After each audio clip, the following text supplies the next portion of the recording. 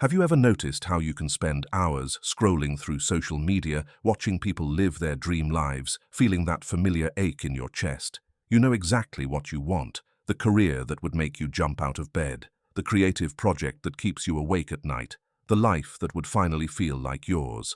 But when it comes time to take that first step, something inside you freezes, your heart pounds, your mind floods with excuses.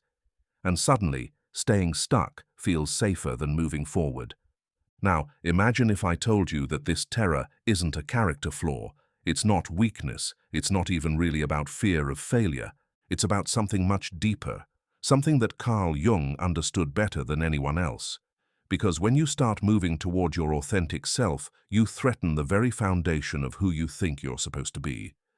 And that terrifies not just you, but everyone around you. This is where the real game begins. When you dare to become who you actually are, instead of who you've been programmed to be, everything shifts, the energy changes, people start to question, to resist, to pull you back. But here's what Jung knew that most people never realize. This terror isn't your enemy, it's your compass. You think you're afraid of failing, but that's not the real fear, is it? Deep down, you're terrified of succeeding, of actually becoming the person you've always known you could be, because that person doesn't fit into the neat little box everyone expects you to stay in. Carl Jung called this your shadow, not just the dark parts of yourself, but everything you've learned to reject about who you really are. And here's the brutal truth. Your biggest dreams live in your shadow. The artist hiding behind the accountant's desk, the adventurer trapped in the responsible life, the leader pretending to be a follower because it's easier than standing out. Every time you feel that pull towards something authentic, your shadow whispers, "Who do you think you are? You're not special enough for this. People will judge you. You'll lose everything you've built." But here's what Jung understood. These aren't rational fears. They're programmed responses designed to keep you controllable. Think about it. When did you first learn to be afraid of your own dreams? Probably when someone told you to be realistic, when you were laughed at for thinking too big, when you discovered that being different made other people uncomfortable. And so you learned to shrink, to play small, to keep your authentic desires locked away in the darkness where they couldn't threaten anyone. But your shadow doesn't just contain your fears, it contains your power, and the day you start reclaiming that power, everything changes, because now we're entering dangerous territory, the territory of people who don't want you to change. You've been wearing a mask so long, you've forgotten it's not your face. Jung called this mask your persona, the version of yourself you present to the world. The good student, the reliable employee, the person who never rocks the boat, the one everyone can count on to stay exactly the same. When you step toward your authentic path, you're essentially saying, the person I've been isn't enough anymore. I need to become someone new. And your nervous system, designed to keep you alive, interprets this as a threat. Change equals danger, different equals death. So it floods you with anxiety, with doubt, with every reason why you should stay exactly where you are. But here's what Jung discovered. This terror is actually proof that you're on the right path, because the bigger the resistance, the closer you are to something that matters. The more your old identity fights back, the more necessary the transformation becomes.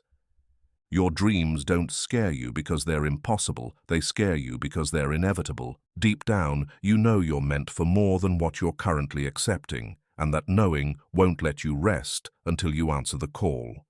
But answering that call requires something most people aren't prepared for. It requires you to become comfortable with being misunderstood. Here's the truth. No one tells you about following your dreams. You'll have to do it alone, not because no one cares about you, but because your path is unique. Your authentic self can't be created by committee. Jung understood that individuation requires what he called sacred solitude, time away from the crowd's influence, away from others' expectations, away from the need to explain yourself. This is where most people get stuck. They want to follow their dreams and keep everyone happy. They want to transform and maintain all their current relationships exactly as they are. But it doesn't work that way. When you start becoming authentic, some people will distance themselves, not because you're doing anything wrong, but because you're changing the dynamic they've grown comfortable with. The friend who always calls you for emotional support might get annoyed when you start setting boundaries. The family member who relies on you being predictable might criticize your selfishness. And this is the test. This is where Jung separates those who truly want to individuate from those who just want to talk about it. You start to hear your own voice. This is the promise of individuation, not that it will be easy, but that it will be real.